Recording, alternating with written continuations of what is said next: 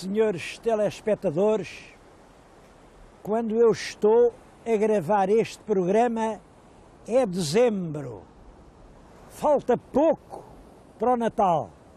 E reparem no ar que aqui faz, reparem neste sol, a gente respira, é um ar puro, cheio de saúde. Bom, já perceberam, estamos no Algarve. E dentro do Algarve eu escolhi uma das cidades mais bonitas. É Albufeira, todos viram por este casario branco, estas colinas iriçadas de casario antigo. Toda a gente percebeu que isto é a Albufeira. É uma das 8 cidades algarvias. No meu tempo, o Algarve, a gente aprendia na escola primária, tinha 5 cidades. Começava em Silves, Portimão, Faro, Lagos, Tavira. Agora há mais 3, as grandes cidades que o turismo fez nascer. Uma delas é esta cidade, Albufeira. Isto, no pico do verão, chega a ter 250 mil habitantes. É, portanto, uma grande cidade. Eu não podia achar um sítio melhor para vir fazer a minha meditação sobre o passado, o presente e o futuro do Algarve.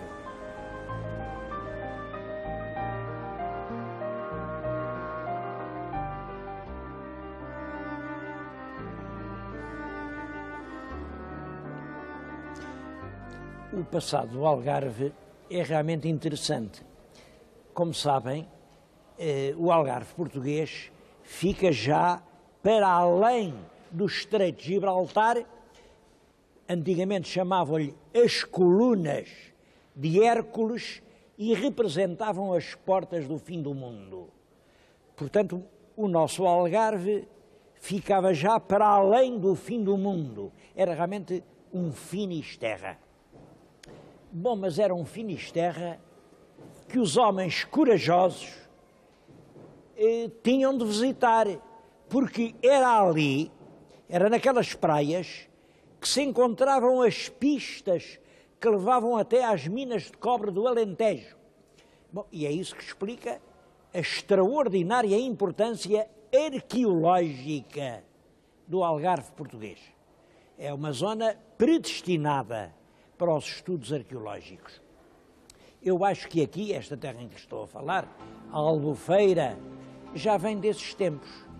Porque, reparem, há bocadinho eu falei-lhes numa praia, viam ao longe um morro com casario, e isso foi assim muito tempo. Eu vou-lhes mostrar uma gravura inglesa de há cerca de 200 anos, isto é de 1812, reparem, não há muita diferença entre isto e o que vimos há pouco. O que se passa? Uma colina que pelo lado de trás era circundada por uma grande ribeira, e essa ribeira ia desaguar deste lado, hoje está encanada, portanto já se não vê, mas essa grande ribeira fazia desta colina uma verdadeira acrópole. Uma acrópole no sentido do mundo antigo. Um lugar forte, onde as populações se podiam defender da ferocidade dos indígenas circundantes. Isso manteve-se pelo tempo fora, isto foi importante, no tempo romano. Aqui nestas praias, fabricava-se conservas de peixe. Olhem, chegou a cunhar-se moeda, e a moeda o que é que tem? É uma pequena moeda, mas lá tem um atum. Vejam como a história continua. Nas últimas grandes guerras, o Algarve foi famoso por causa do seu atum. No tempo dos romanos, já aqui se fazia conserva de atum. Bom, e eu acho, isto é uma ideia minha, mas eu acho que esta ideia de os navios que iam passar as portas do fim do mundo e que iam por esses mares longínquos, desconhecidos, era aqui que se abasteciam. Porque só assim é que se explica o antigo brasão de Albufeira. Bom, hoje o brasão moderno é isto, eu acho que isto é uma atrapalhada, não? Tem aqui uma águia e um rei com barbas e um rei mouro e uma torre. Isto é uma atrapalhada. Isto é uma atrapalhada destas que agora os nossos sábios inventam, porque o brasão antigo é completamente diferente e é lógico. Está aqui. Albufeira. Bom, e tem um bovino, porque quando os navios viajavam, o que precisavam era de se abastecer de água e de carne. Havia carne quando havia gado. E reparem, isto aqui comunica com a grande planície alentejana, onde havia muita carne, ainda agora há. Para a carne era preciso sal, depois aqui havia muito sal. Olhem, o atual campo de golfe, aqui, está numa terra a que ainda hoje chamam os salgados, porque eram terras salgadas. Com aquele sal, salgava-se a carne e agora só faltavam as barricas. Bom, pois também eram famosos os tanoeiros da Albufeira. Isto a toda a volta tinha grandes matas onde era possível talhar os arcos dos barris que exportavam a carne. Bom, e isso fez a grandeza da Albufeira quando, entre os romanos, entre os mouros, no século XVI, havia aqui muitos judeus.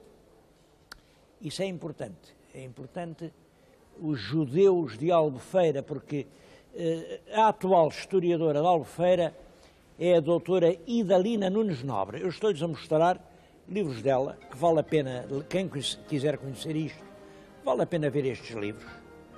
Isto é uma breve história da Albufeira. Bom, e este livro, na altura em que lhe vou mostrar, ainda não saiu a público. É claro, como o programa só sai daqui a não sei quanto tempo, nessa altura já é conhecido, mas podem crer, é um lindo livro, que vale a pena folhear. Por estas imagens, a gente pode conhecer a história da Albufeira, até há pouco tempo, porque a história antiga da Albufeira acaba naquele túnel. Vem ali, um buraco, um túnel, ali havia uma falésia rochosa, mas em 1934, exatamente 34, passou por aqui o Ministro das Obras Públicas. Bom, há só uma coisa que explica o interesse que ele tomou pelo assunto, porque em 34 o Algarve mal existia, que diabo, então o Algarve... olhem, quando Ramalho Ortigão escreveu o seu famoso livro sobre as mais belas praias portuguesas, não inclui nenhuma praia do Algarve. O Algarve era lá uma coisa longe. Bom, só que em 34 passou aqui o ministro, olhou para aquela praia e viu, ali há futuro. Há futuro, simplesmente, há uma falésia a pique que não deixa passar para lá. E não teve com meias medidas. Eu disse, vocês cavem um túnel. Cavaram um túnel e a vila passou a comunicar com uma praia luminosa. O túnel foi inaugurado em 1935. O ministro chamava-se Duarte Pacheco. E a razão que o levou a dar por isso foi simples. É que o Duarte Pacheco era de Lolé, era algarvio, tinha olhos para os encantos do Algarve.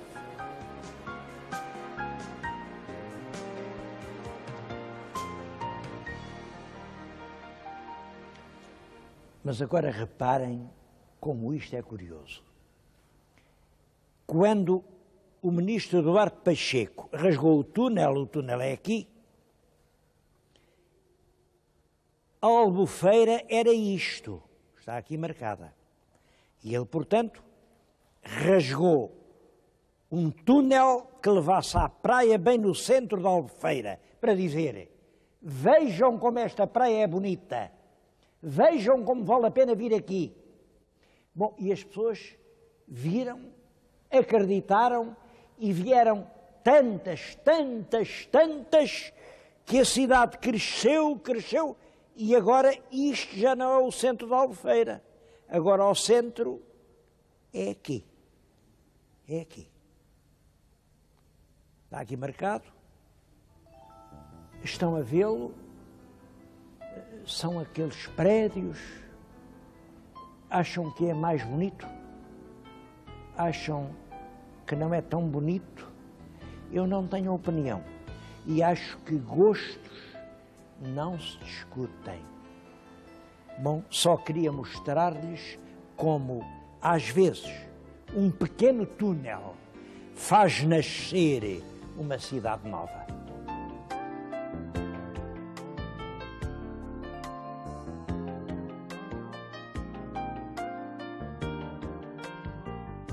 Albufeira continua a transformar-se. Nesta altura há projetos e eu vim justamente mostrar-lhes um projeto, chama-se-lhe aqui a realização de um sonho de sempre.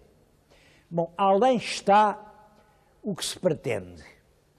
É numa reentrância da costa, fazer em primeiro lugar um porto de abrigo para os pescadores e depois uma grande marina para as embarcações de recreio.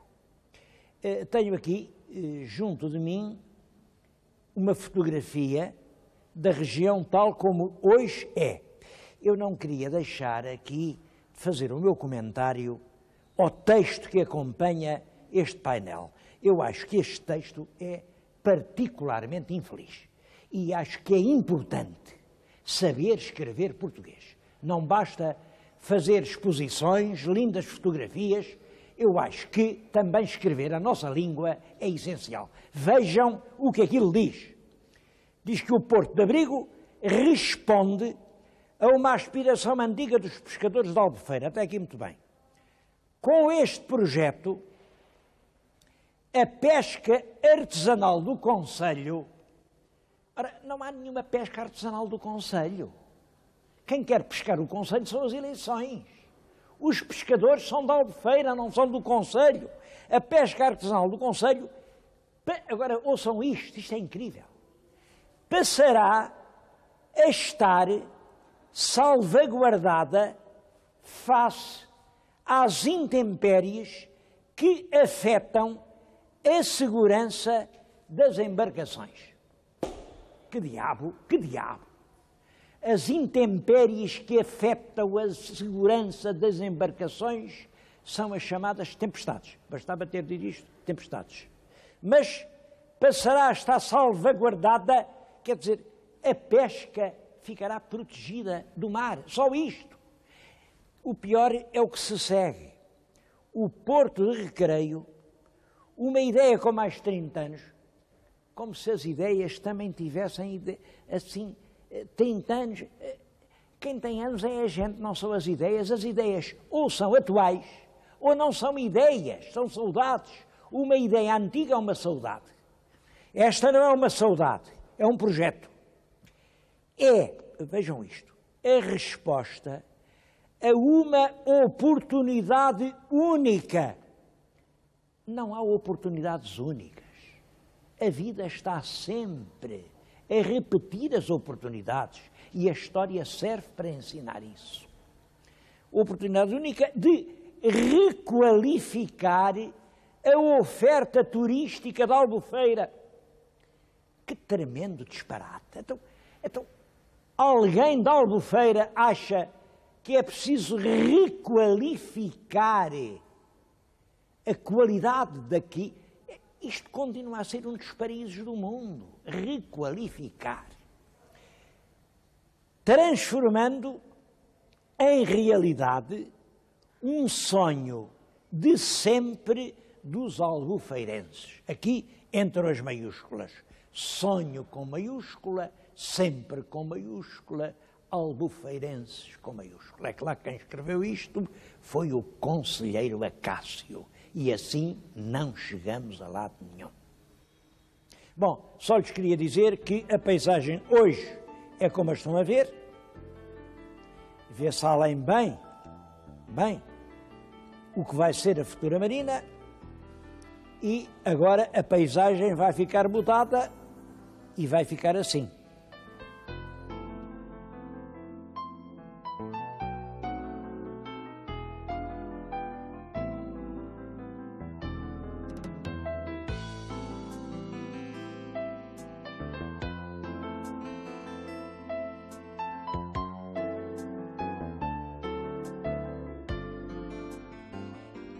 Em Albufeira existia um antigo castelo medieval que, é claro, desapareceu com o crescimento da povoação.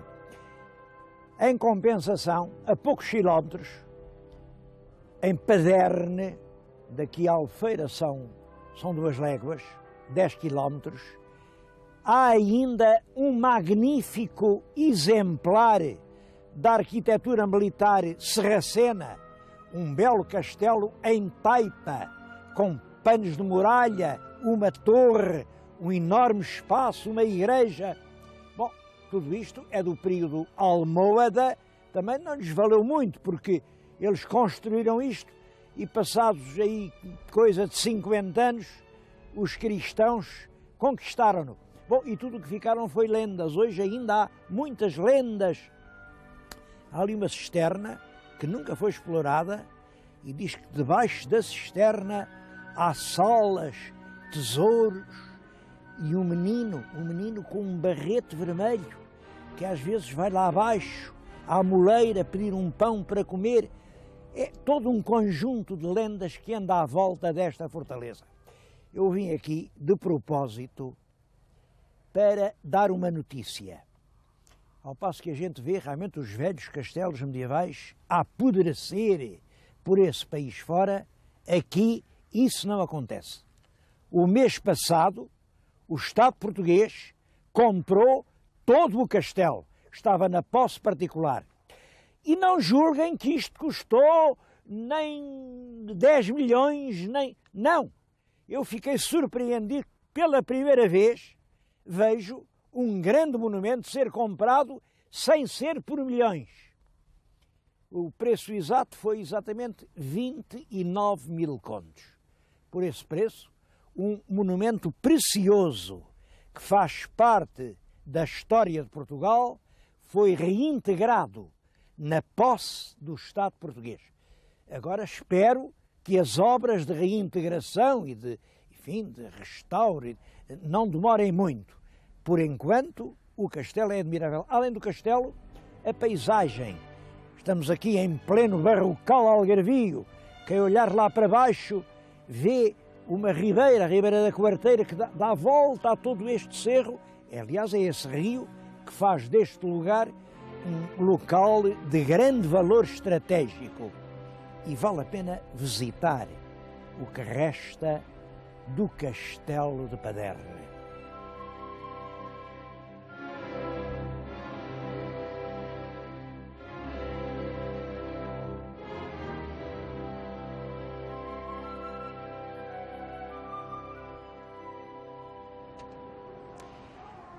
Falei no passado, vimos o presente e o futuro.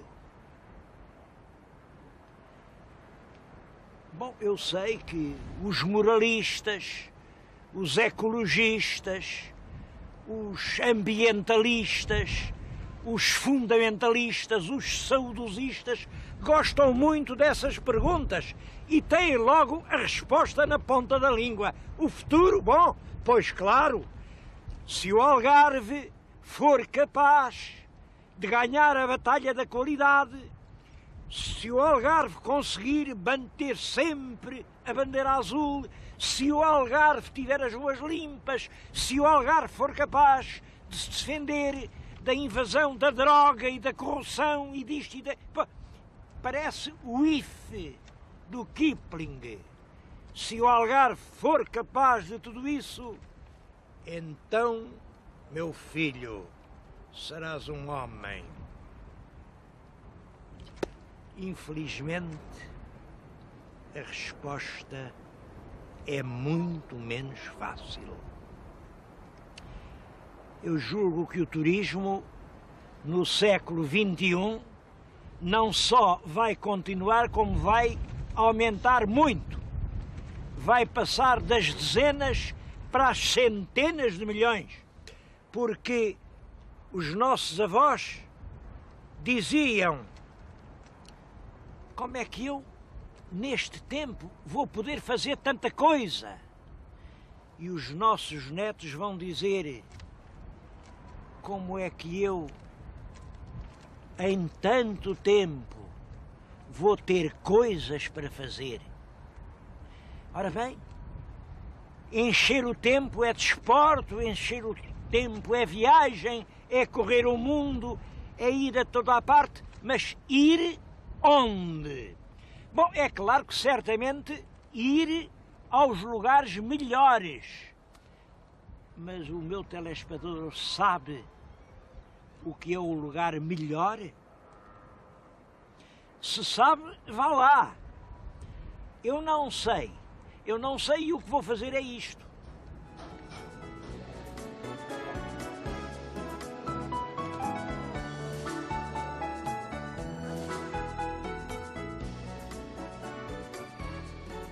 Bom dia, em que posso ajudá-lo?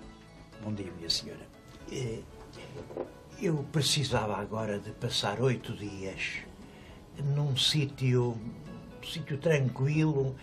Em sua opinião, qual era o sítio melhor para descansar 8 dias?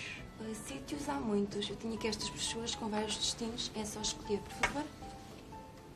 Bem, sítios há muitos, é só escolher.